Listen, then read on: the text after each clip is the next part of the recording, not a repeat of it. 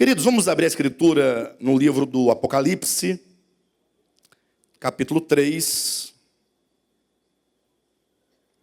Depois da série de mensagens que nós tivemos, falando, ou revelando, ou desvelando, desmascarando a obra das trevas, quanto à economia do maligno contra Deus e, sobretudo, contra o povo de Deus, em que nós falamos sobre o dragão, sobre o falso profeta e sobre o anticristo.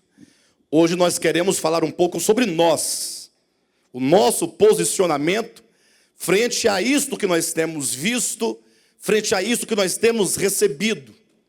Eu chamo a atenção dos irmãos para a série anterior à última, foi a série acerca do reino de Deus.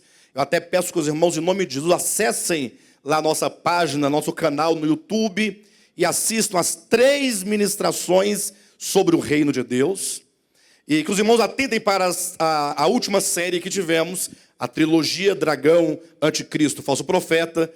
Assistam também. E é baseado nessa reflexão, nessa relação, o reino de Deus e o império das trevas.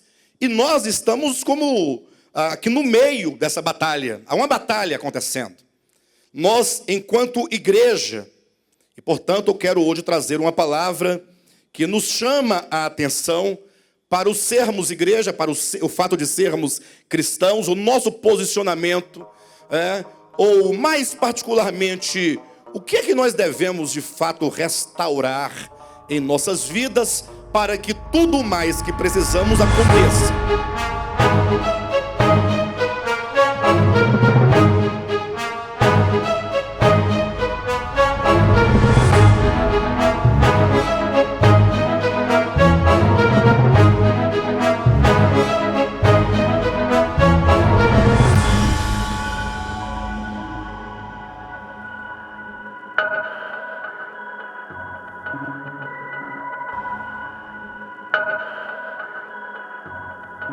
Os irmãos sabem que nós precisamos de experimentar muitas coisas espirituais, não é verdade? Ou seja, são vários os aspectos da nossa vida que precisam de ajuda, de ajustes, e de salvação, e de cura, e de libertação. Mas é preciso que nós entendamos que existe um caminho que vai nos permitir experimentarmos tudo isso. E aí, sobre isso eu quero falar hoje à noite para os irmãos, apontando essa questão que é fundamental para as nossas vidas. Então, Apocalipse capítulo 3, a partir do versículo 14 em diante. Do 14 até o 22. Diz assim o texto. Ao anjo da igreja em Laodiceia escreve: estas coisas diz o Amém, a testemunha fiel e verdadeira, o princípio da criação de Deus. Conheço as tuas obras, que nem és frio nem quente, quem dera fosses frio ou quente.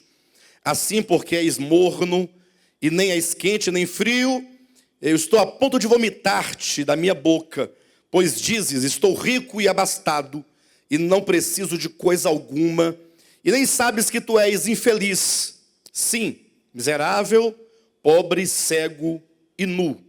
Aconselho-te que de mim compres ouro refinado pelo fogo, para te enriqueceres, vestiduras brancas para te vestires, a fim de que não seja manifesta a vergonha da tua nudez, e colírio para ungires os teus olhos, a fim de que vejas. Eu repreendo e disciplino a quantos amo, sê, pois, zeloso e arrepende-te.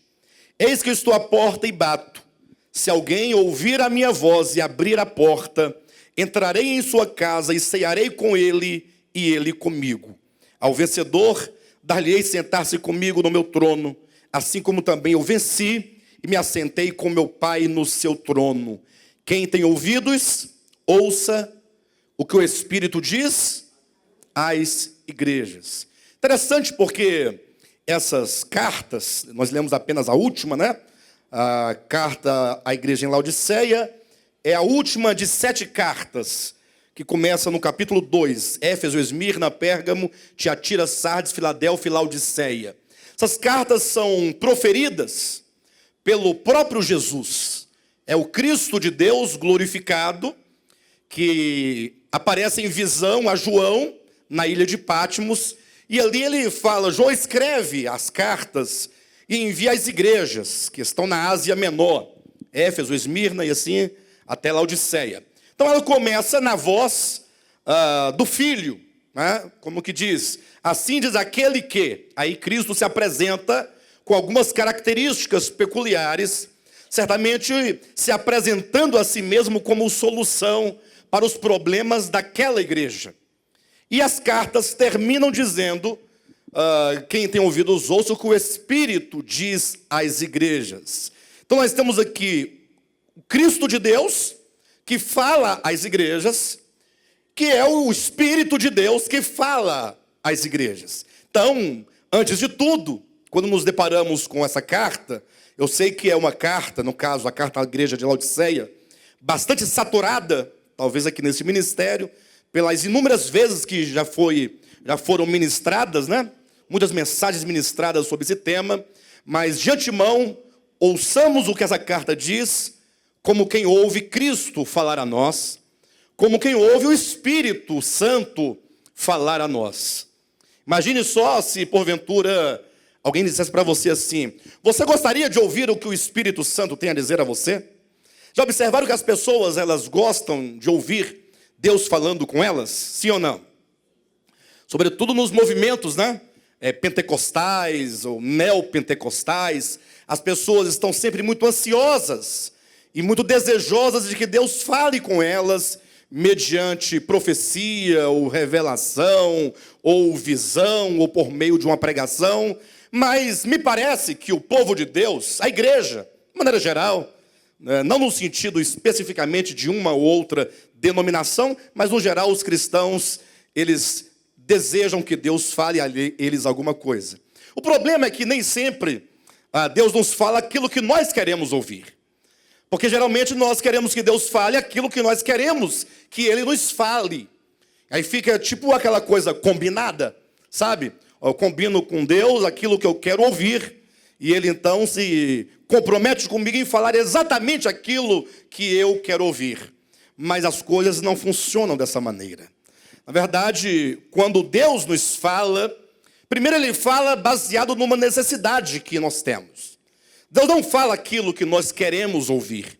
Deus fala à sua igreja a partir de uma necessidade, a partir daquilo que Ele próprio vê que nós necessitamos. Ele é aquele pai que cuida dos seus filhos e que supre cada uma de suas necessidades. E, portanto, o nosso cuidado enquanto pregadores, quando buscamos de Deus a direção para ministrar a palavra, é exatamente, Senhor, qual é a tua direção? Qual é a tua palavra a nós, enquanto igreja, neste final de semana? O que tu queres falar ao nosso coração? Então, nesses últimos dias, Deus tem nos chamado e nos despertado a atenção para que nós possamos olhar para dentro de nós mesmos. Porque nós passamos muito tempo olhando para fora. E muito tempo também atento a um tanto de coisas que, embora feitas para Deus, ou embora feitas em nome de Deus, ou embora que até quem sabe com muita sinceridade nós fizemos, mas tantas coisas não agregaram valores espirituais reais em nossas almas. Ou seja, não resultaram em mudanças reais, as mudanças de que nós precisamos. Eu digo mudanças no sentido de que a grande busca da igreja, né, é a experiência da salvação. Vejam que tudo que nós cantamos e tudo que nós pregamos e tudo que nós falamos está sempre voltado para a questão da salvação. É ou não é? Ou seja, nós estamos aqui reunidos por quê? Porque o Senhor nos salvou. Então, isso é algo muito importante. E aí nós cantamos hinos que dizem, Senhor, obrigado, porque nós fomos comprados pelo teu sangue, libertos pelo sangue, sarados pelo sangue. Ou seja, tudo está voltado para a questão da salvação. E, portanto, quando eu me refiro às nossas experiências interiores, eu me refiro a essa experiência real de salvação, de mudanças reais na alma, ou que seja no espírito, na alma, no coração, em todas as nossas faculdades. Essa é uma necessidade urgente. E esse texto, portanto, que nós acabamos de ler, é a carta à igreja a Laodiceia. Essa carta a Laodiceia é uma carta que foi escrita para nós. Eu diria para nós, não diretamente, mas embora indiretamente, ela foi escrita para nós. Alguém pergunta, pastor, o que é a carta à igreja em Laodiceia? Né? Vejamos que Jesus é bem enfático, se você observar no capítulo 1 de Apocalipse, logo no versículo 11, o versículo 10 em diante, é dito que João estava em espírito no dia do Senhor, quando ele ouviu por detrás de si uma voz que dizia assim, João, escreve, pois, 7 cartas, eu vou ditar para você as cartas, você vai escrevê-las, e vai enviá-las às 7 igrejas da Ásia Menor. E aí seguem os nomes das igrejas, né? Ou seja, das cidades onde as igrejas estavam ali estabelecidas. Éfeso, Esmirna, Pérgamo, Tiatira, Sardes, Filadélfia e Laodiceia. Entretanto, quando nós contemplamos o livro do Apocalipse, e nós entendemos desde o início, o primeiro capítulo, que este livro ele trata de coisas futuras. Olha bem na sua Bíblia, confere aí para você ver, capítulo 1 de Apocalipse, versículo 1, revelação de Jesus Cristo que Deus lhe deu para mostrar aos seus servos as coisas que em breve devem acontecer. Ou seja, a característica principal deste livro são coisas futuras. Ainda que esse futuro seja daqui a 1 minuto. Ainda que esse futuro seja amanhã, daqui a 24 horas. Mas esse livro não visa falar de coisas que se passaram. Pelo contrário, visa falar das coisas que hão de ter lugar na história a partir de então. Então, a partir dessa perspectiva, da natureza profética do livro do Apocalipse, nós entendemos que essas 7 igrejas, Éfeso, Esmirna, Pérgamo, Tiatira, Sardes, Filadélfia, elas referem-se imediatamente às 7 igrejas que havia na Ásia Menor. Havia 7 cidades, inclusive elas, se vocês pegarem um mapa, né, da região, vão ver que elas formam exatamente um círculo, pegando da primeira, indo à segunda, Esmirna, Pérgamo. Se você fosse traçando uma linha, você voltaria ao ponto inicial, ou seja, fala de um ciclo, né, fechado, fala de uma história, portanto, que iria se suceder, ou seja, ao sair de uma igreja para outra, e então para outra, e então para a quarta, a quinta, representando que essas 7 igrejas nos falam de 7 períodos proféticos da igreja de Jesus Cristo sobre a terra. Ou seja, a igreja de Cristo já teve características da igreja de Éfeso. Aí teríamos que estudar essa carta para entendermos um pouco sobre a primeira igreja do primeiro século que tinha tais características. E assim sucessivamente. De modo que a igreja do século 18, ou sobretudo 19, 20 e 21, é uma igreja aqui representada profeticamente por essa carta de Laodiceia. O que significa que essa carta foi escrita para a igreja dos últimos dias, para a igreja desse tempo que nós vivemos. Uma igreja que fala acerca da nossa necessidade espiritual, fala da nossa condição espiritual. Você me perguntasse, pastor, o que é Laodiceia exatamente? Então, primeira coisa, trata-se da igreja dos últimos dias. Uma igreja que teria uma série de características em razão da mudança dos tempos. E aqui eu quero abrir um parêntese para explicar algo aos irmãos, porque infelizmente nós costumamos fechar os olhos para o mundo, fechar os olhos para os tempos, para os acontecimentos, e ficamos achando que a experiência nossa, humana, não tem relação com o mundo no qual vivemos. E tem profunda relação. O homem é um homem sempre do seu tempo. E o tempo sempre vai determinar aquilo que o homem é. O homem está plantado no tempo. Nesse tempo existe uma perspectiva de toda a humanidade. Nesse tempo existe uma cultura ainda que não seja uma cultura única, né? Cada país ou região tem suas culturas, mas em cada época a humanidade ela tem uma direção coletiva. Nós sabemos que com o fim da Idade Média, por exemplo, a Idade Média foi todo aquele período chamado Era das Trevas, né? Em que a Igreja Romana dominou sobre o mundo, em que a ênfase que todo mundo estava recebendo a partir da Igreja Católica Apostólica Romana era o olhar voltado para Deus.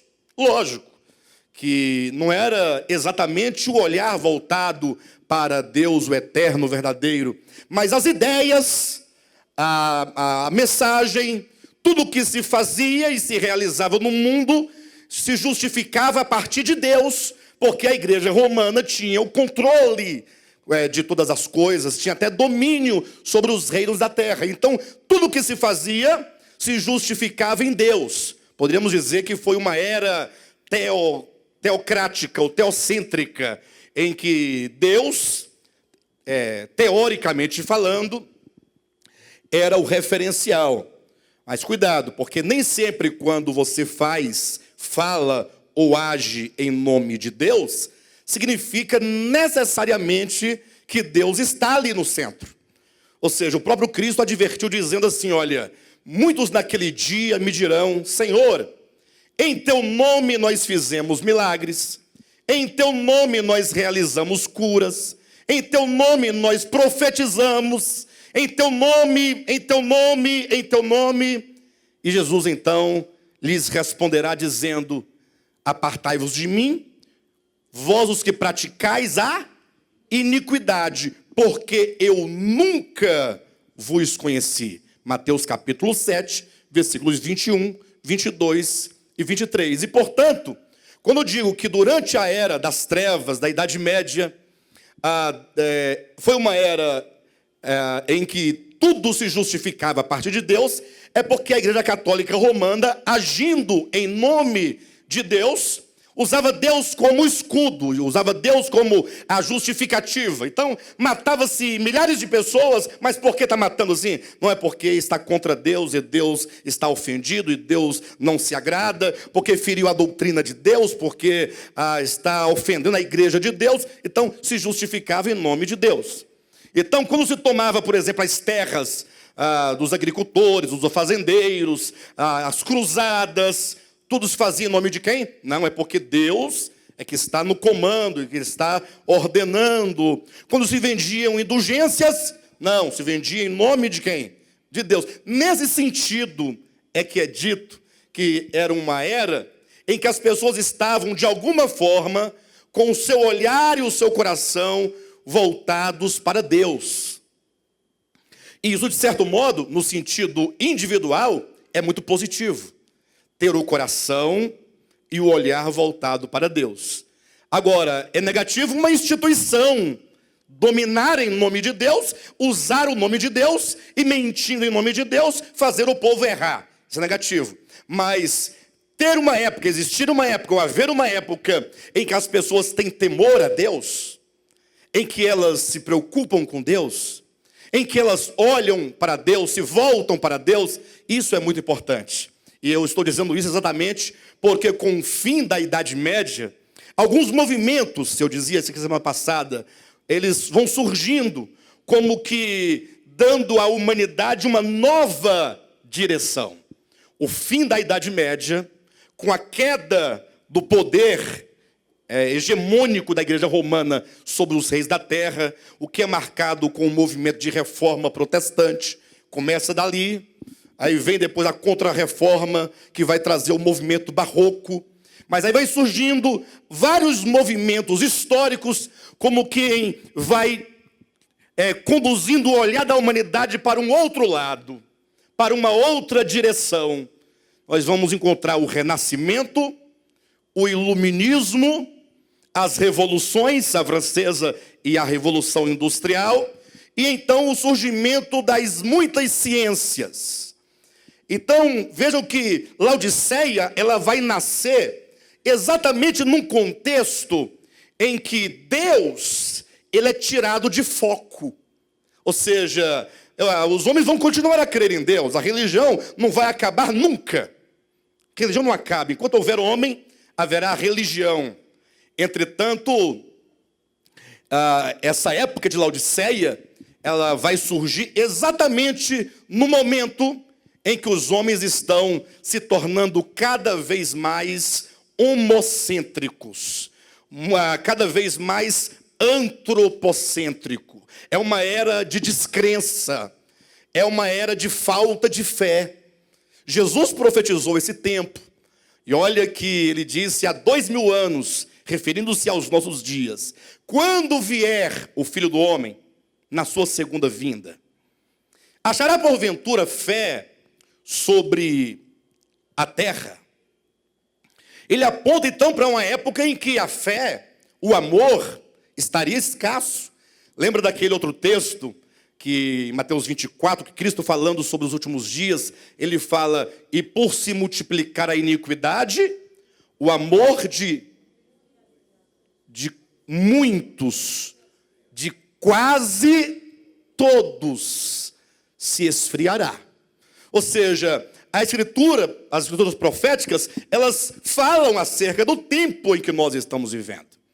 E nós, portanto, que estamos nesse tempo, temos que atentar para esse tempo, para que, interpretando a era em que nós vivemos, possamos então descobrir os problemas que agem em nossas vidas. Ou seja, esta era tem um espírito que está agindo. E Jesus diz nessa carta, que nós acabamos de ler, da Laodiceia, que essa seria uma época de indiferença. Pastor, mas eu não vi a palavra indiferença aqui. Eu li, acompanhei a leitura do 14 ao 22, fala de mornidão, fala de frio, de quente, de uma série de coisas, mas não vejo aqui a palavra indiferença. Mas veja que quando Cristo diz assim, olha, eu estou a ponto de vomitá-los da minha boca, ou de vomitar-te da minha boca, porque você não é nem frio e nem quente. Ele diz, quem dera fosses frio ou quente. Ou seja, que você tivesse uma temperatura definida, que você tivesse com o seu coração definido, com a sua consciência definida, com seus caminhos bem definidos, com seus objetivos espirituais bem definidos. Mas não, o ser morno significa ter uma certa indiferença, e ser indiferente num tempo em que tudo está sendo relativizado. Ou seja, antigamente as pessoas tinham, por exemplo, o estudo da Escritura como algo primordial, algo muito importante. Antigamente, no meu tempo, eu até costumo brincar às vezes assim que já não se fazem mais igrejas como antigamente, já não se fazem mais crentes como antigamente. Antigamente o crente, ele tinha uma devoção, ele tinha um compromisso, ele tinha uma responsabilidade, ele tinha uma adesão ali onde ele estava, ele era governado por uma visão. Ainda hoje há muito disso, mas infelizmente essa adesão e esse compromisso, hoje ainda muito forte em muitas denominações, deve ser sustentado e alimentado diariamente por um processo e por uma pedagogia de coach, coloquemos esses modos assim, né? Ou seja, são pessoas treinadas na área da psicologia, da psicanálise e em outras áreas afins, para poder então manter o povo, né, com promessas, e é como que ficasse ali tendo que alimentar constantemente, senão eles perdem o foco, senão eles perdem o entusiasmo. Seria mais ou menos como uma máquina a vapor. Tem que colocar muita lenha para queimar bastante lenha, para fazer bastante pressão. Se parar, a máquina para de andar. Mas antigamente não, me recordo que quando nós éramos bem menores, crianças, né? Nós fazíamos porque acreditávamos no Evangelho. Nós não entendíamos muito do Evangelho, mas nós sabíamos o seguinte, que nós fomos salvos pelo sangue de Cristo. Isso nós sabíamos, com certeza. Não é, Renato? Não é isso? sou pastor há muitos anos, todo mundo sabia disso na igreja. Que nós fomos comprados pelo sangue, redimidos pelo sangue, que nós somos de Cristo e pertencemos a Ele, e que nós aguardávamos pela sua segunda vinda. Isso era algo muito certo, mas hoje em dia tudo é muito relativo, nós relativizamos muitas coisas. Hoje em dia tudo é outras coisas, mesmo as lícitas vão tomando o lugar, vão tomando a primazia em nossas vidas, em razão desse espírito de Laodiceia, que é dito que é morno, que é indiferente. E esta é a razão, e esta é a explicação, por que não há resultados palpáveis, tangíveis, reais, verdadeiros, no âmbito da experiência da salvação. Observa que sempre quando alguém fala de bênção para você, ou de experiência espiritual, ele fala assim, olha, tive uma experiência, o que foi? Deus me livrou da morte, passei por um acidente quase, sempre numa referência marginal à nossa real necessidade. Outro vai dizer, não, Deus me abençoou com um carro. Carro agora se tornou o símbolo material da bênção de Deus. Deus me deu uma casa, Deus me deu o emprego, Deus me deu o casamento dos meus sonhos. Que seus sonhos não se tornem pesadelos. Mas não é verdade? Por que sempre quando se diz de experiência, nós sempre apresentamos coisas? Ao invés de falar assim, olha, a palavra tem me alcançado de um modo que eu tenho tido profundas experiências na alma. Porque, como diz lá no livro de Deuteronômio, referindo-se à experiência de Israel no deserto, capítulo 8, Deus tem me humilhado, no sentido não negativo, não é? Mas Deus tem me feito ver a luz da sua palavra, pela iluminação do Espírito Santo, as falhas que há no meu coração. Deus tem me feito perceber o quanto que eu sou falho nesta área, naquela outra, o quanto que eu preciso de aprimoramento. Observa-se que quando se fala de bênçãos hoje em dia, não se fala das experiências de salvação. Então falta-nos algo, certamente, para que essas experiências comecem a se despertar. Amém? Eu tenho certeza que Deus já tem dado experiências para nós aqui, mas ainda são pequenas. Eu particularmente, eu louvo a Deus, porque eu tenho experimentado dessa experiência de salvação. Mas cuidado, porque quando se diz que alguém tem experimentado experiência de salvação, logo você tende a projetá-lo como o santo. E isso é exatamente o oposto. Experiência de salvação não acontece sem a exposição daquilo que somos.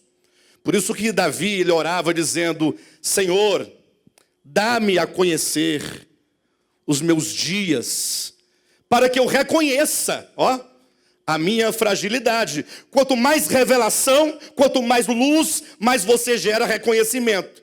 E é nessa relação, luz, visão acerca de si mesmo e acerca de Deus, da verdade, nós vamos sendo expostos.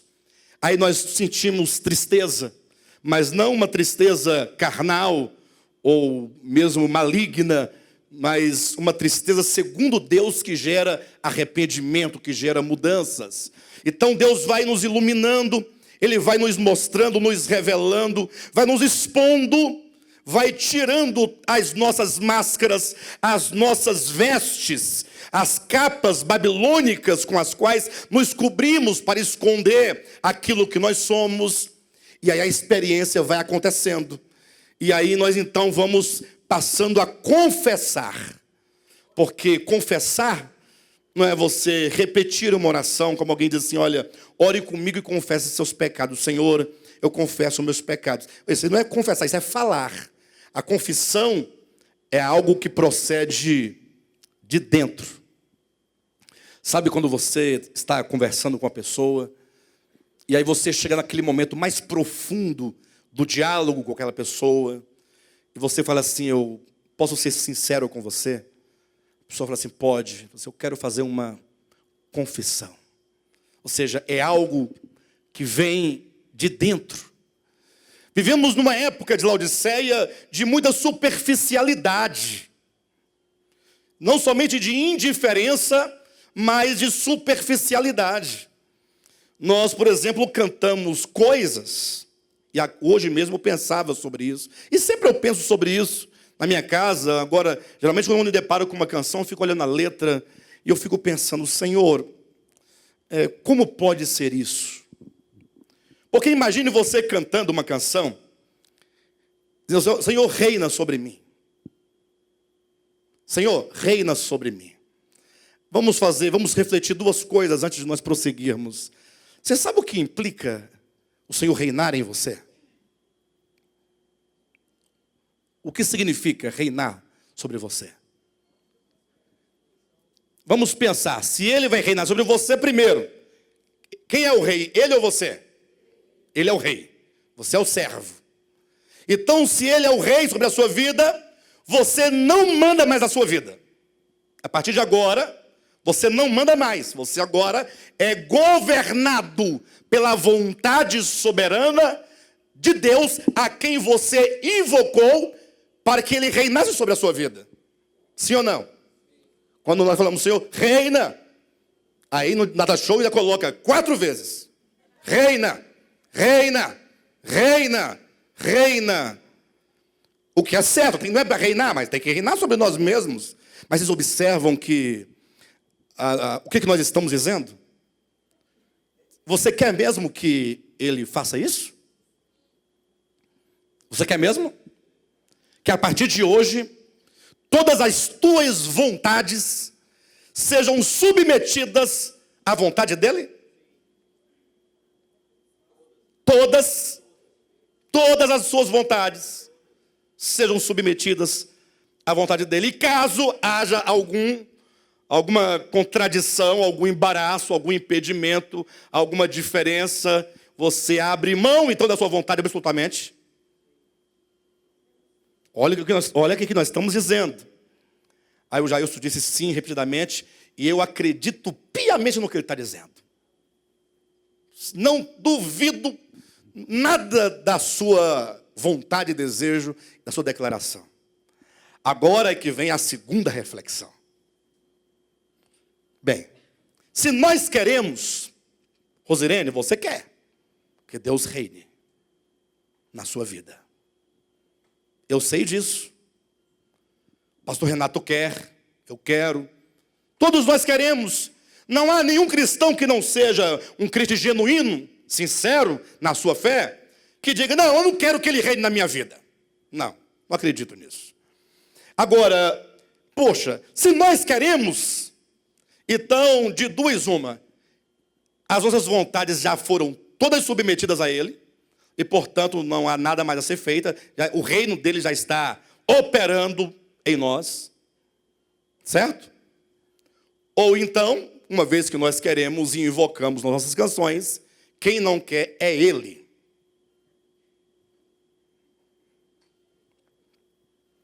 Por que eu deveria, pastor Moisés, pedir ao rei tantas vezes, repetidos domingos, em repetidas canções, em repetidas orações, em repetidas, que Ele reine sobre mim? Por que eu tenho que pedir tanto? Será que Ele não quer? Porque nós já declaramos, nós queremos.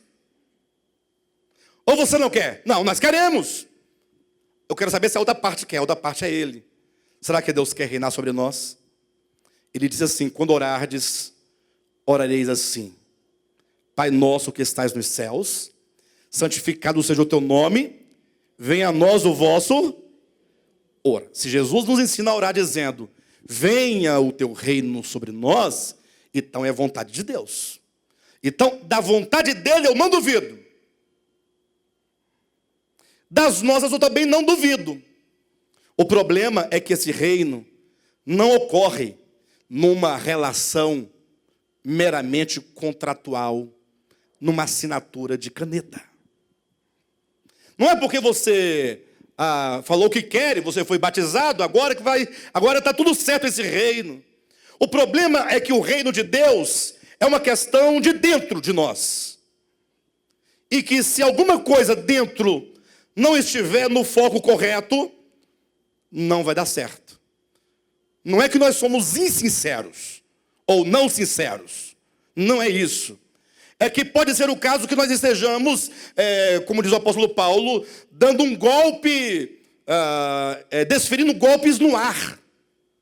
Paulo disse: eu luto não como quem desfere golpes no ar. Em outras palavras, o meu golpe é certeiro, é no alvo. Porque se você quiser ir a uma cidade tal, você tem que pegar a estrada correta. Se você pegar uma estrada contrária, você vai andar e nunca vai chegar. A não ser que você, em algum momento, se converta o caminho e retorne ao lugar. Então, partindo do pressuposto de que Laodiceia é a última igreja, e partindo do pressuposto que Éfeso é a primeira, ou seja, nós temos um começo de degradação, nós temos a história da igreja, uma igreja que começa em Éfeso, e com um problema a partir de si mesma, isso vai se desenvolvendo até chegarmos no último nível de degradação. Laodiceia é o último nível de apostasia da igreja. Ou seja, todos os problemas da igreja, todos, inclusive das igrejas que vieram em séculos anteriores, da igreja na história, tem o seu germe, tem a sua semente lá no começo. É aquela questão, né? Às vezes você quer resolver um problema de uma árvore de espinhos, ou de um fruto que é mau, e você fica tirando os frutos, cortando o galho, mas daqui a pouco volta de novo. Ou então aquele capim que dá no meio da lavoura, que você vai arrancando por cima, mas no outro dia está lá a folhinha nascendo de novo, porque ele tem raiz profunda, né? Lá no fundo, e é difícil você tratar com aquela praga, porque é uma praga no meio da lavoura. Não sei quem já viu esse tipo de situação. Então, se nós não tratarmos no ponto, não formos no lugar certo, nós vamos ficar muito tempo assim, dando voltas no deserto. Sabia que o povo de Israel chegaria, quando eles saíram do Egito, eles chegariam na terra prometida em 11 dias? 11 dias do Egito à entrada da boa terra. Gastaram quanto tempo? 40. Mas 40 anos se gastava 11 dias, ficaram rodeando, dando voltas. Dando voltas. Ou seja, havia um adiamento do desfrute, em razão, porque o coração deles não estava na boa terra. Porque o coração deles estava no Egito.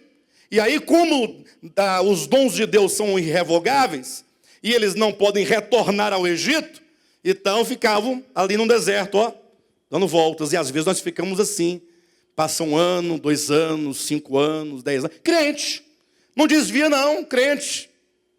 Mas é aquela velha questão, né? O quanto que eu tenho mudado. Quando Moisés, no Salmo 90, disse: Senhor, ensina-me a contar os meus dias. Eu pergunto, Moisés não sabia contar? Quantos anos ele tinha? 1 ano, 2 anos, 3 anos. Ele não sabia contar 1, 2, 3, 4, 5, 6, 7, 8.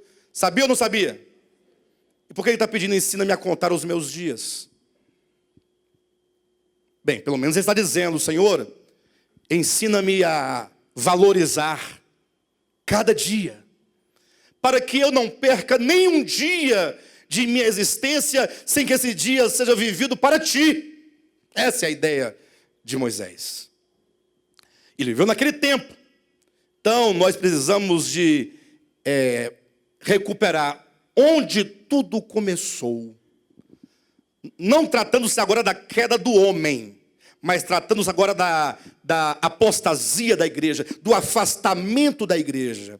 Eu sei que quando eu falo assim, muitos ficam sem entender, assim, apostasia da igreja. Eu não sabia que a igreja estava apostatada, não. Não sabia. Ou talvez outros digam, né? Será que ele está falando da igreja católica? Porque as evangélicas não tem ninguém apostatado. Está tudo certo. A apostasia é algo muito sério, porque acontece sorrateiramente.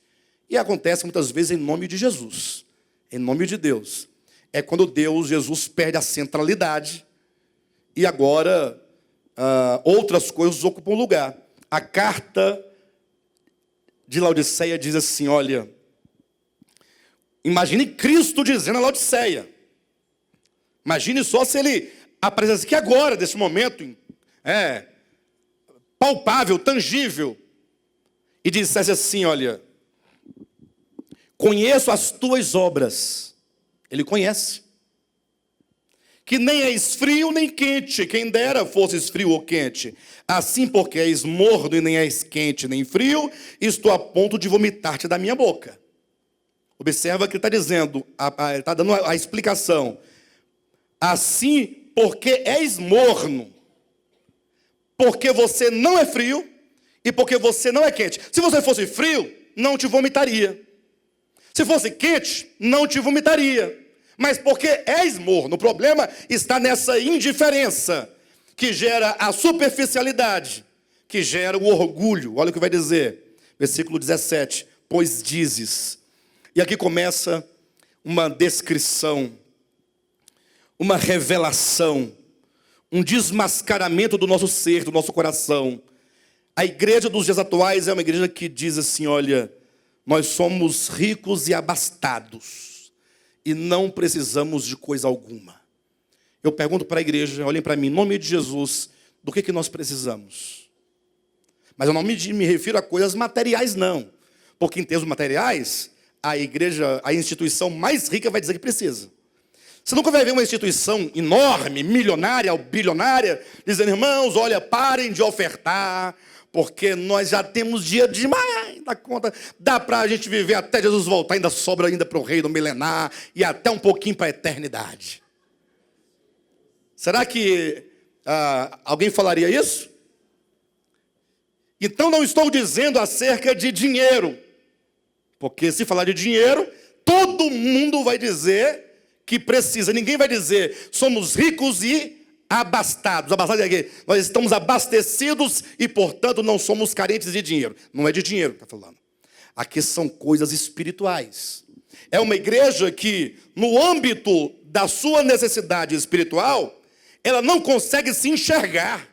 Ela diz de si mesma, sou rico e abastado e não preciso de coisa alguma. Eu pergunto, igreja, de que nós precisamos?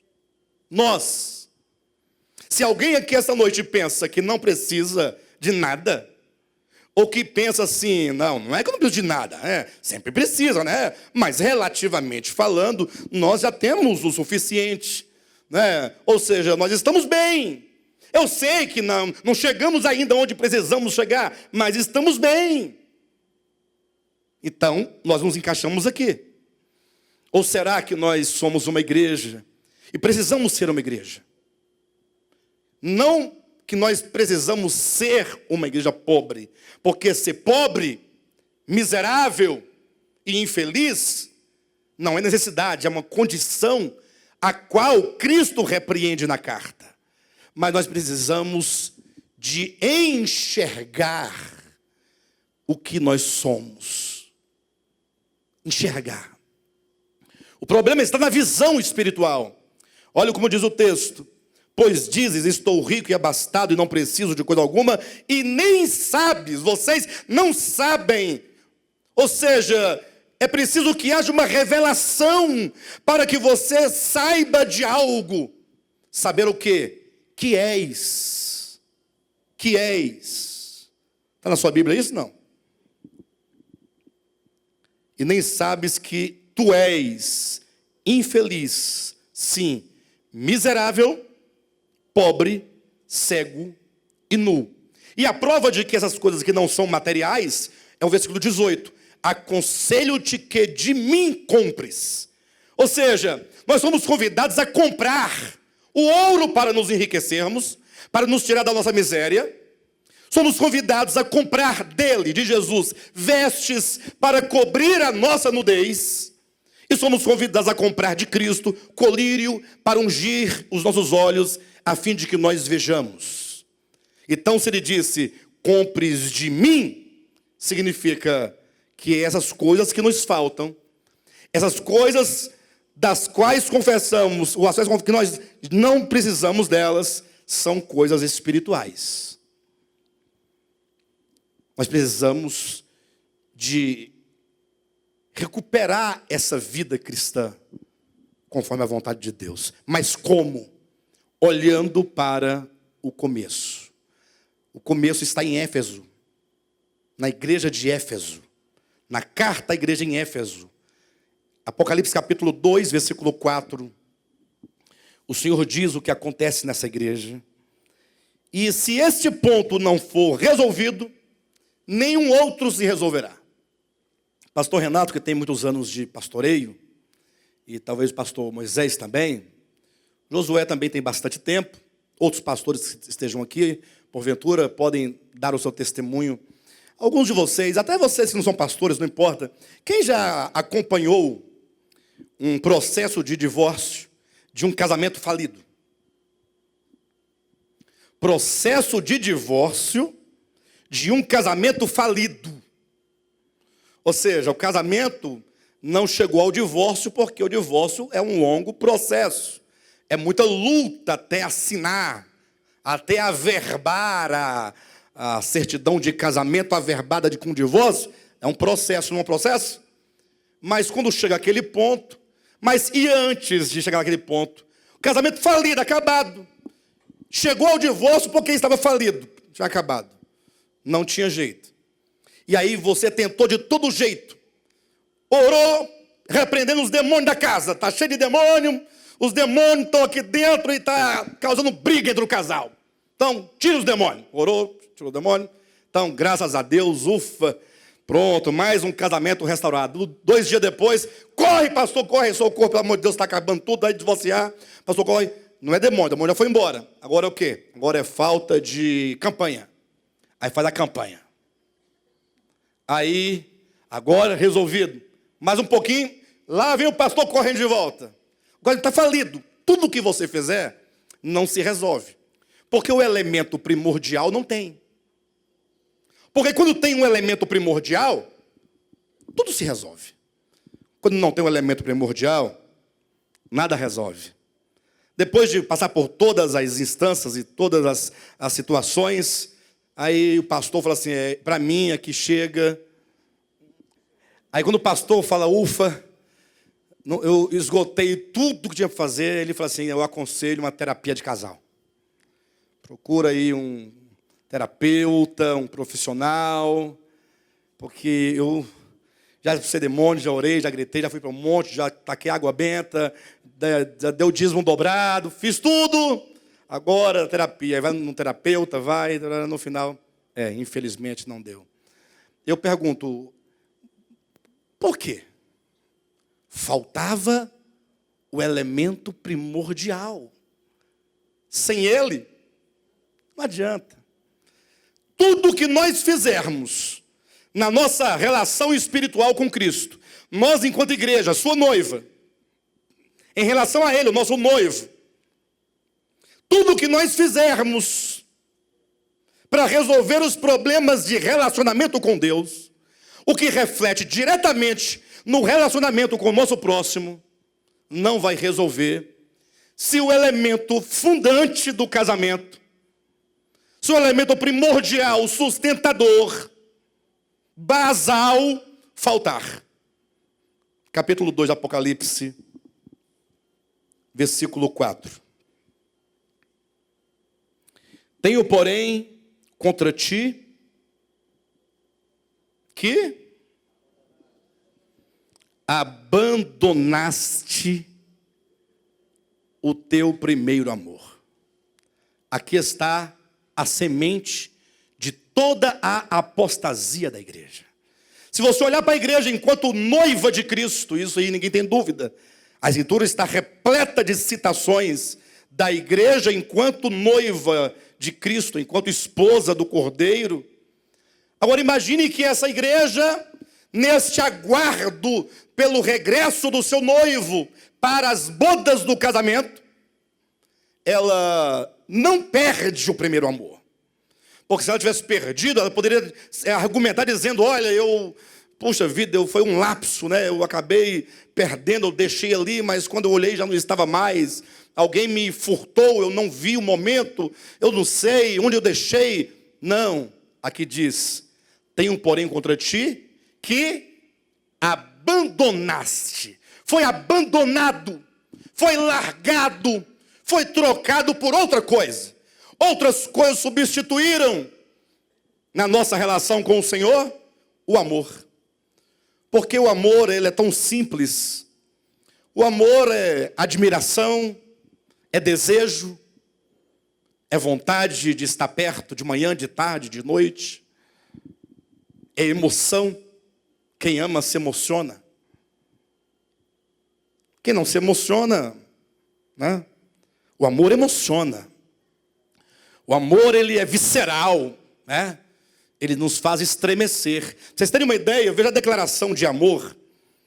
Abra sua Bíblia no Salmo de número 63.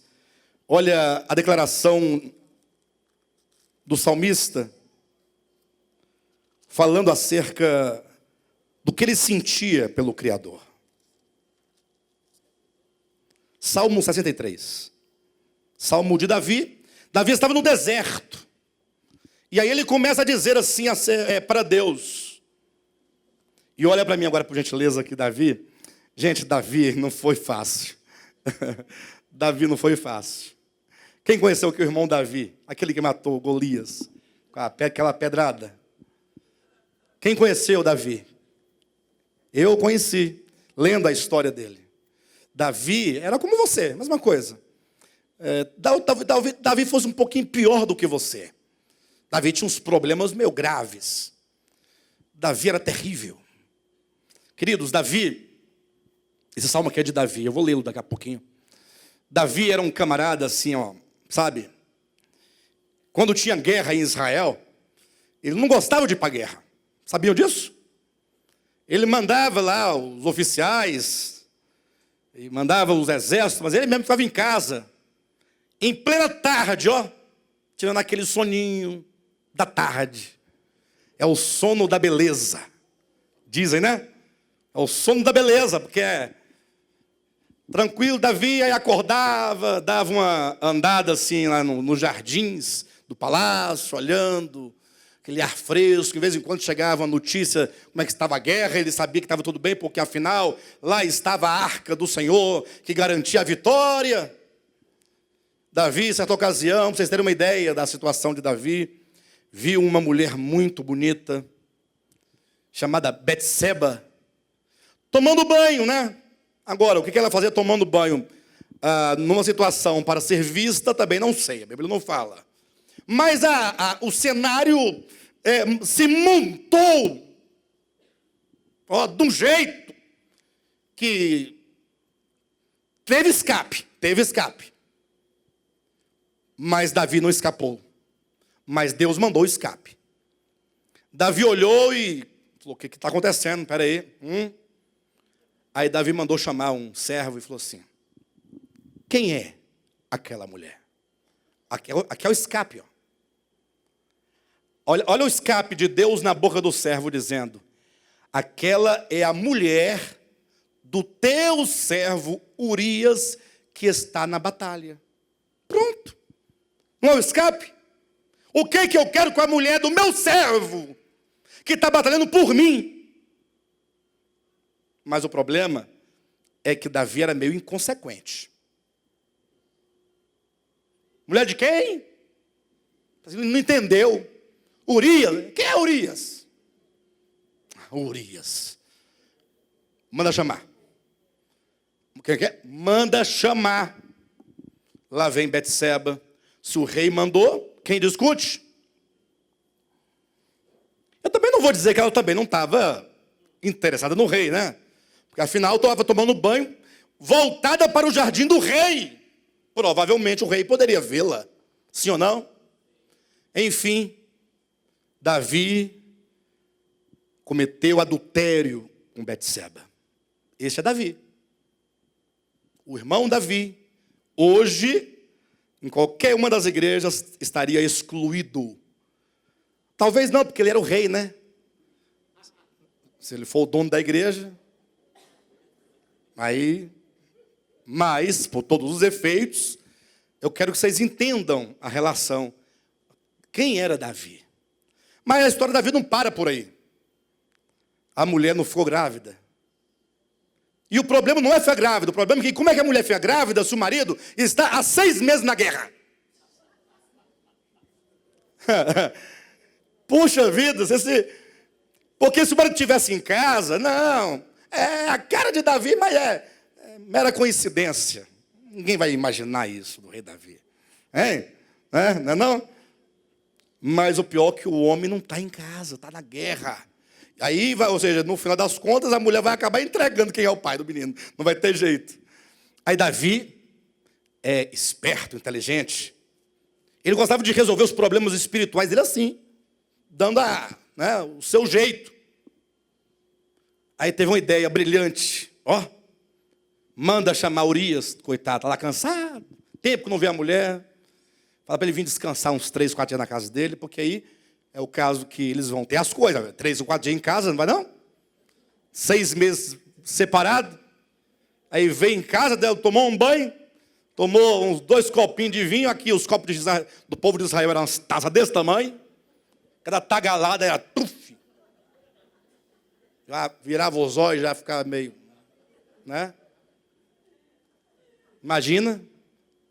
Mandou chamar Urias. Aí o rei mandou chamar Urias. A Urias chega, sim, senhor rei, pois não, qual é a ordem? Não, porque você está cansado, você está na guerra, vai descansar, entra na sua casa, toma seu banho, deite-se com sua mulher, fique pelo menos uma semana aí em casa descansando, depois você volta para a guerra. Aí Urias olhou para o rei. Davi. Olha onde eu vou chegar com a história, hein, pessoal? Olha onde eu vou chegar, hein?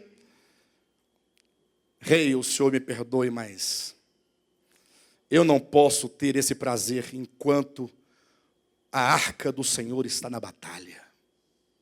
Não dá. Eu não posso aceitar isso. A sua bondade é muito grande, você é muito gentil, mas jamais eu faria uma coisa dessa contra o meu Deus.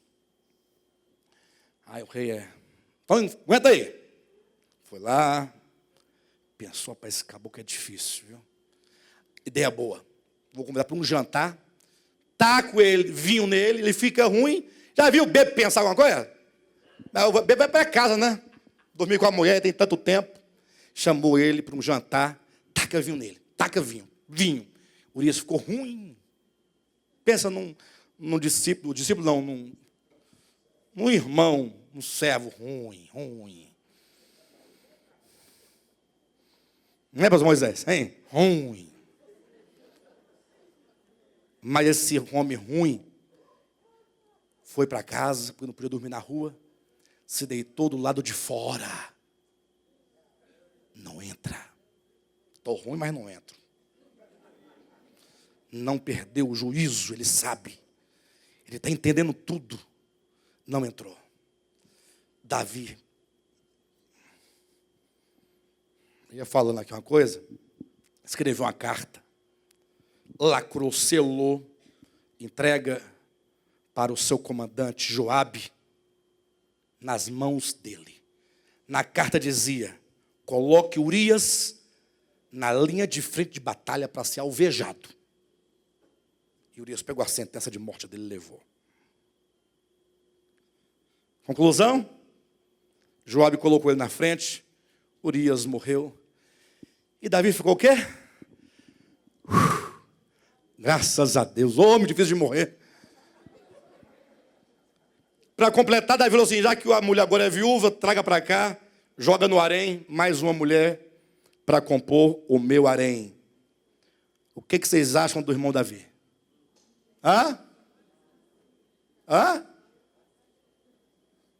Eu quero 3 sentenças diferentes que nós daríamos para ele. Pilantra, Quem gostou dessa palavra? Pilantra. Deixa eu ver a mão de quem gostou. Pô, irmão, não tenha medo de levantar a mão. Aqui não tem esse negócio aqui, não. O João gostou? Pilantra. Palavra boa? Outra coisa aí. Assassino? Tem mais coisa aí em volta, né? Eu acho que o pilantra envolve tudo, né? Porque o assassino também, ele é um assassino. Tá bom? Tem outra aí? Mau caráter. Vocês estão doidos de falar umas palavras, vocês estão na igreja, né? Em igreja não pode falar nada, né? Safado, caba sem vergonha, filho de Jezabel, seu filho de Jezabel, né? Bem, mas não importa. Por incrível que pareça, nos é dito acerca deste homem que ele era um homem segundo o coração de Deus. Pode? Pode? Esse aí, segundo o coração de Deus, ele adulterou. Ele mandou matar, ou melhor, antes, agiu com astúcia e engano, com dolo, mas não teve êxito, aí foi para o homicídio. Segundo o coração de Deus, olhem para mim. Aqui dentro, ó, tem tudo isso. Quem age com dolo, quem adultera. Jesus disse, aquele que olhar para uma mulher com intenção impura no seu coração, já adulterou com ela. Levanta a mão quem nunca adulterou aqui, os homens. Nunca adulterou, deixa eu ver.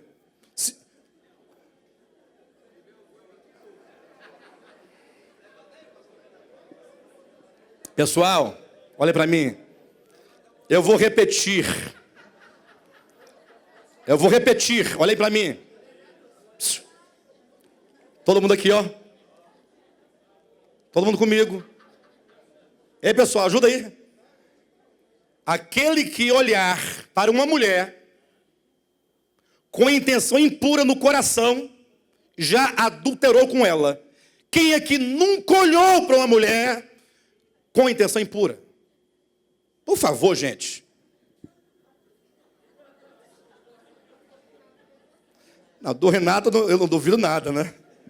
O Renato, ele nunca olhou para uma mulher com intenção impura. Eu acredito no senhor.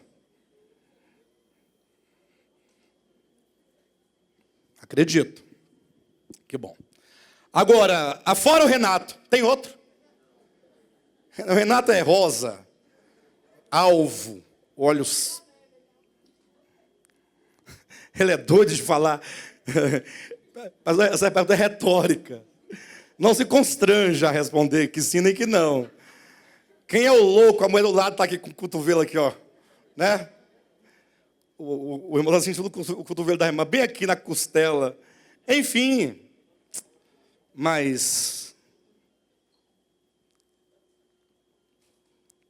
quem aqui nunca praticou dolo?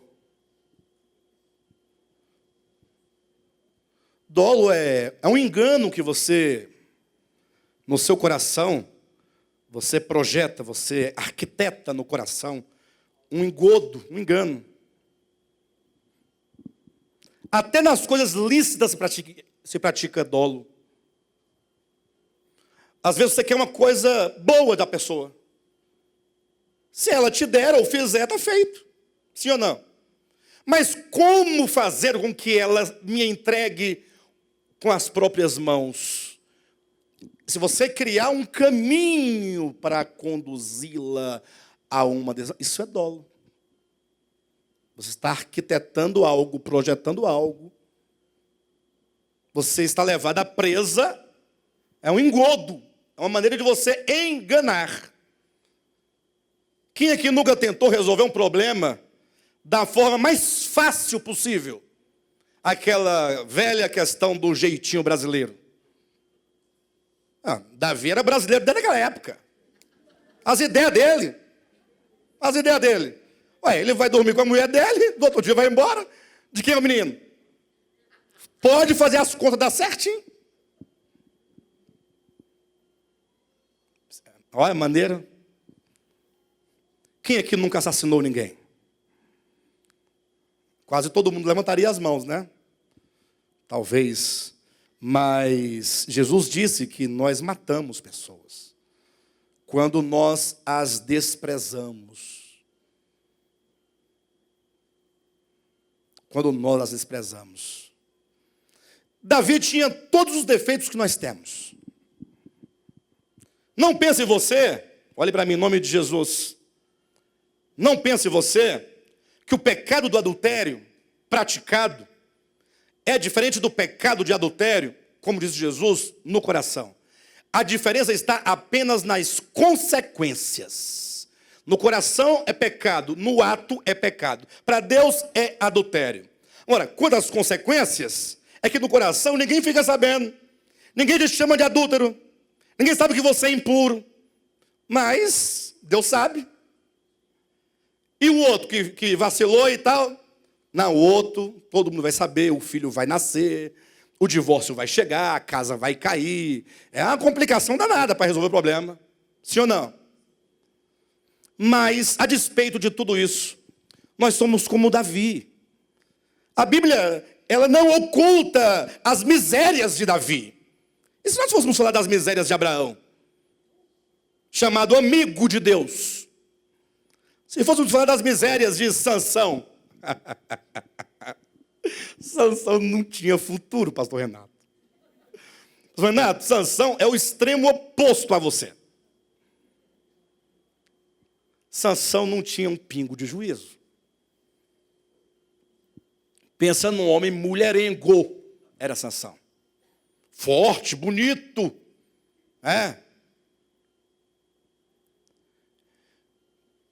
A Bíblia não esconde as eivas, as frestas no caráter de Davi.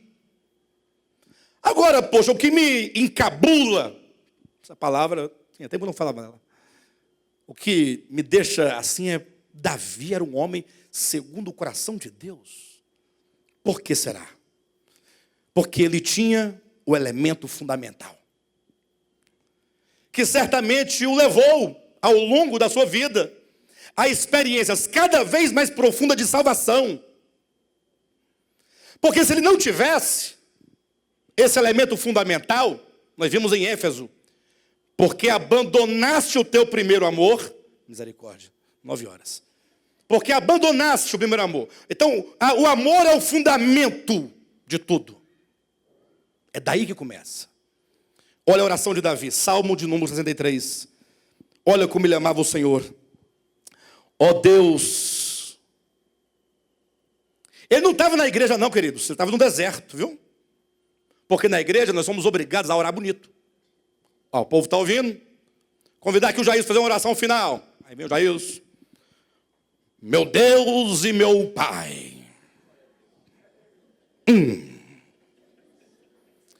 Está todo mundo olhando, ouvindo. Aí, lá vai ele procurar as melhores palavras, né? Para proferir. Fazer aquela... Para que todos digam assim, como você... Aí eu sou loquaz. Fica todo cheio, todo... Mas Davi estava num deserto. Não tinha ninguém ouvindo ele. Ninguém estava ouvindo Davi. Num deserto. Coitado. E ele também estava com uma sede muito grande, aquele calor ardente. E ele olhava para aquela areia quente do deserto. Tudo estralando. E aí ele começa a dizer, ó Deus, Tu és o meu Deus forte. Eu te busco ansiosamente. Tem uma versão aí que diz que eu te busco de madrugada. Não tem? Alguma versão? Tem ali? Por que ansiosamente ou de madrugada? Ele quer dizer que mesmo de noite, que é hora de dormir, ele quer se despertar para buscar. Ele quer ter essa comunhão. Não quer dizer que seja 3 da manhã, é a ânsia, o desejo. A minha alma tem sede de ti, meu corpo te almeja, como terra árida, exausta, sem água. Assim eu te contemplo no santuário, para ver a tua força e a tua glória. Aí eu pergunto para vocês, por que será que ele tinha essa ânsia, esse desejo, esse amor, essa necessidade? Por que ele queria tanto a Deus? Porque, a despeito das suas eivas, das eivas do seu caráter, da sua pessoa, porque como homem que ele era, não podia deixar de ser diferente. Você não poderia ser diferente do que você é. Agora você poderá ser diferente do que você é pela salvação de Cristo na sua vida. Não poderia ser diferente porque você nasceu do pecado e em pecado.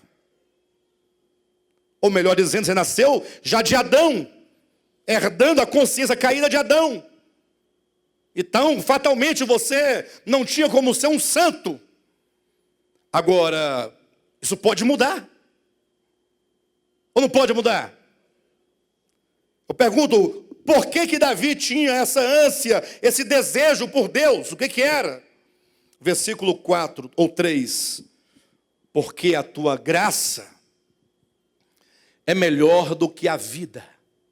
Em outras palavras, graça para Davi não era uma doutrina.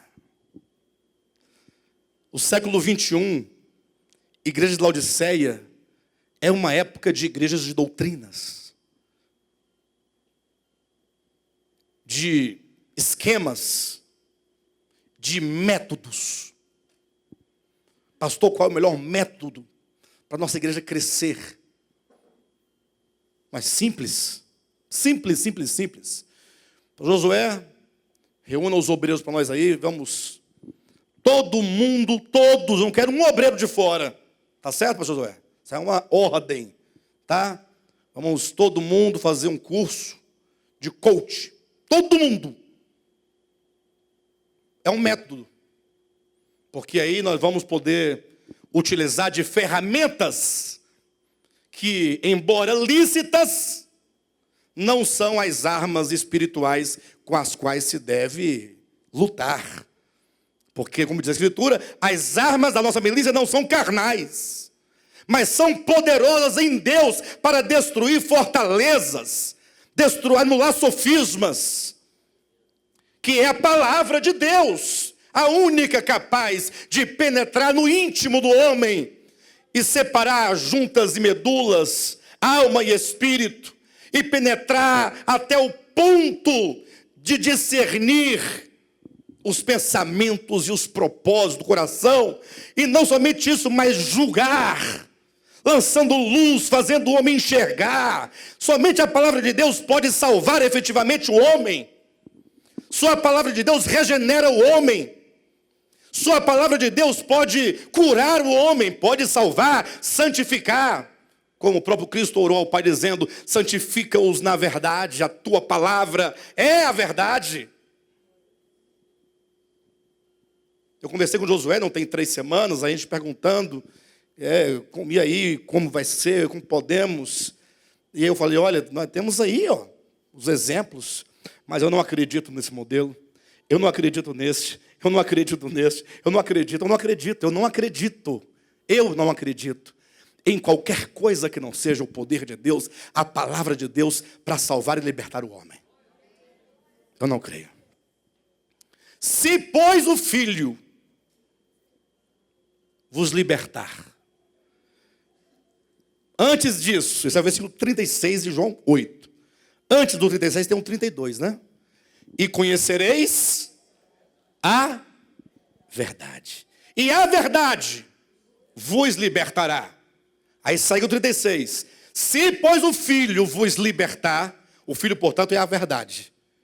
Verdadeiramente sereis livres. O que implica que qualquer outra coisa que não seja a verdade, que não seja Cristo, que não seja a palavra, não liberta o homem verdadeiramente. Então está aqui, Davi, ele entendeu. Graça para Davi era uma verdade, era uma experiência. Graça era algo concebido no seu coração. Quando se concebe a graça de Deus no coração, tudo muda.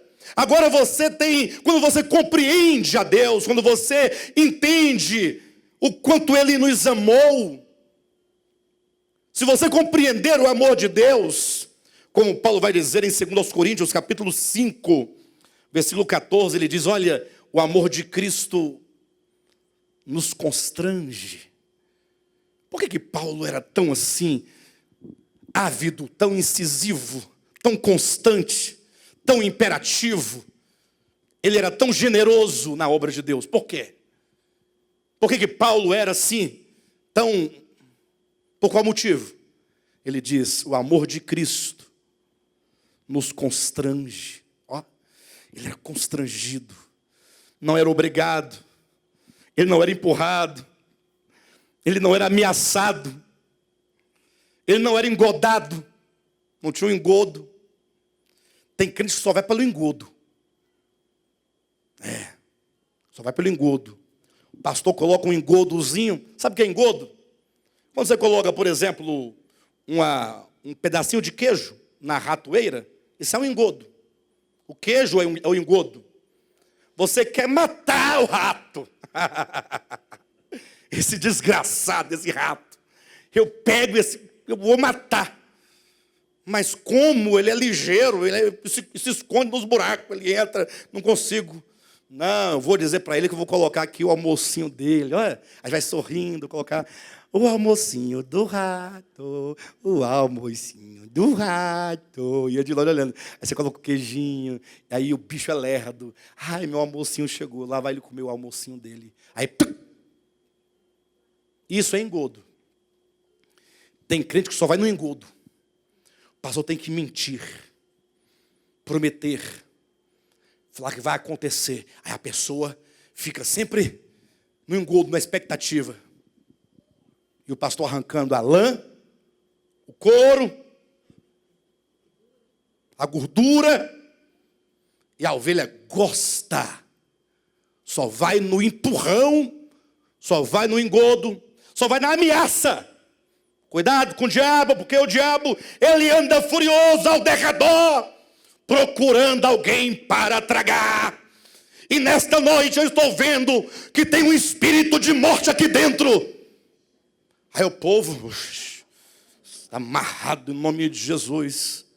Só vai no medo, na barganha. Quem aqui quer comprar uma fazenda até o final do ano?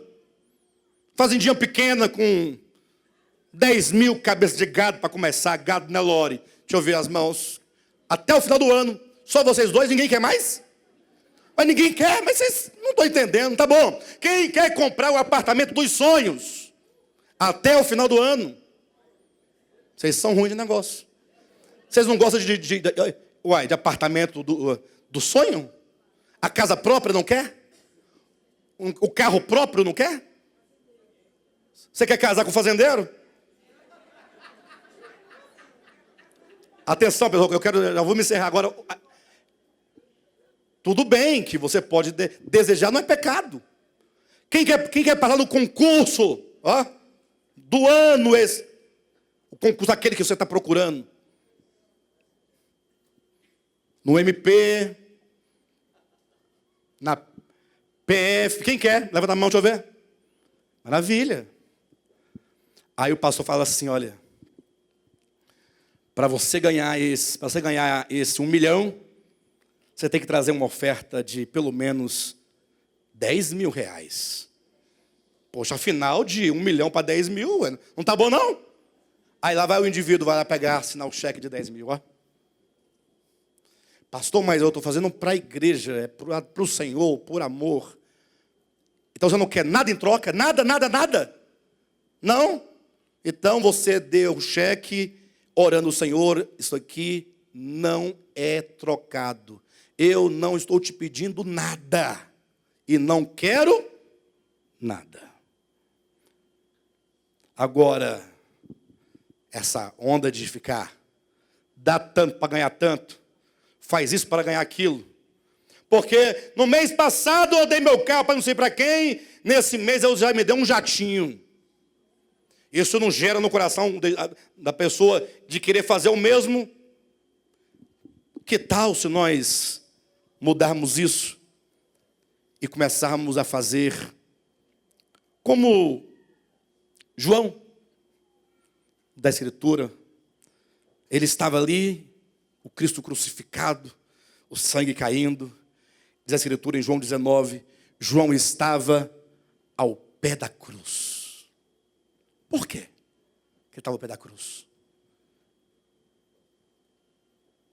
João ao pé da cruz, soldado batendo, cuspindo, xingando, o céu se estremecendo, o negócio pegando fogo, e João aqui, ó, do lado de Jesus. Do lado. Não fez promessa nenhuma que ficaria do lado dele, mas não saiu do lado dele. Sabe por quê? Porque amava. Ah, os outros não amavam? Os outros amavam menos. João era aquele que quando Cristo falava, reclinado, João colocava a cabeça no peito de Jesus. Era um amor que ele desenvolveu por Cristo. Ou quem sabe fazer como Maria Madalena. Cristo morreu. Enquanto ele estava vivo, tudo bem, tinha motivo, tinha razão. Milagre, prodígio, pregação, palavra, mas Jesus morreu. O negócio é o seguinte, eu só não deu certo, nós achávamos que ele era o Messias, mas está aí provado que não é. Mataram, crucificado, está sepultado. Cada um para a sua casa. Lógico que 7 discípulos ficaram ali, conversando, pensando, resmungando, falando, pois é, e nós pensávamos que ele era o Messias, mas tá bom. Mas tinha uma discípula. Aquela de quem é dito, ela tinha só 7 demônios. Era uma falange, pastor Josué. Mas quem quer saber de endemoniada? Mas aquela que tinha 7 demônios, o que tivera, né? A que tivera 7 demônios, porque foi liberta, estava lá no túmulo, procurando, olhando, não via nada. Mas daqui eu não saio. Uma hora eu acho. Uma hora eu descubro quem levou, eu encontro um rastro. Eu vou atrás do meu Senhor, do meu Salvador, não interessa. Mas ele morreu, mulher, sai daí, não interessa. Você não entende quando se trata de amor. Daqui a pouco, lá vem Jesus, ressuscitado, e pergunta para ela, o que você está procurando? E ela responde, não é porque levaram, o meu Senhor, e eu não sei onde o puseram. Tanta gente que seguiu a Jesus, a Bíblia não fala de multidão, fala plural, multidões. Quantas pessoas não foram curadas, libertas, abençoadas, comeram pão, peixe, mas só uma sentia um intenso amor por ele. Só uma. Aí foi quando Jesus falou, Maria, chamou pelo nome. Aí ela reconheceu a voz. O que ela fez? Saiu correndo para avisar as outras. Foi? Não. As outras estão lá, agarrou-se aos pés de Cristo e falou assim, agora nunca mais ninguém te tira de mim.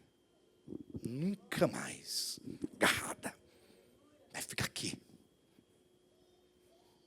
Não sai daqui. E Jesus disse, Maria, é porque eu tenho que voltar ao Pai.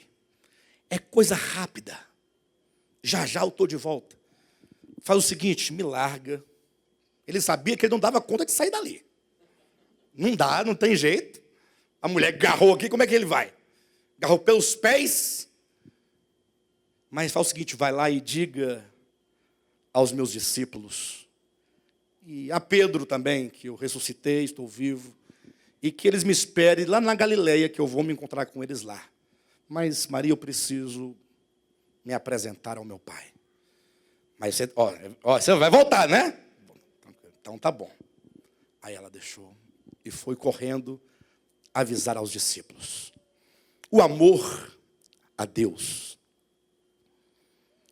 é o fundamento da fé. Por isso que depois que tudo acabar, até a fé vai desaparecer. Só vai restar o amor. Porque tudo há de passar. Havendo ciência passará, havendo profecias passarão, línguas passarão, milagres passarão. Mas há 3 coisas que permanecem: a fé, a esperança e o amor. E desses 3, o mais importante, o maior, é o amor. Esses 3 permanecem agora, na maturidade, qualquer um que alcançar a maturidade em Cristo. Mas quando Cristo voltar, a fé vai se tornar realidade. A fé vai se tornar dispensável, porque você não precisa de fé quando se vê, quando se toca. Fé é a certeza daquilo que não se vê. Quando você já estiver no plano espiritual, você vai precisar de fé? E esperança não é aquilo que se espera. Se já chegou o que você esperava, se você já tem aquilo que você esperava, também não vai acabar a esperança, porque você vai ter a concretização. Então só vai restar o amor. O amor é o fundamento de tudo. Sem o amor, nada funciona. Nós temos que restaurar, enquanto pessoas individuais e enquanto igreja, este amor.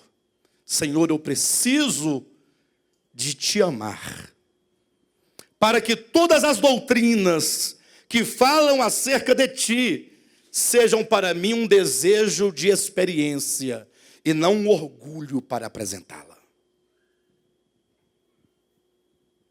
Aí tudo vai mudar. Amém, queridos?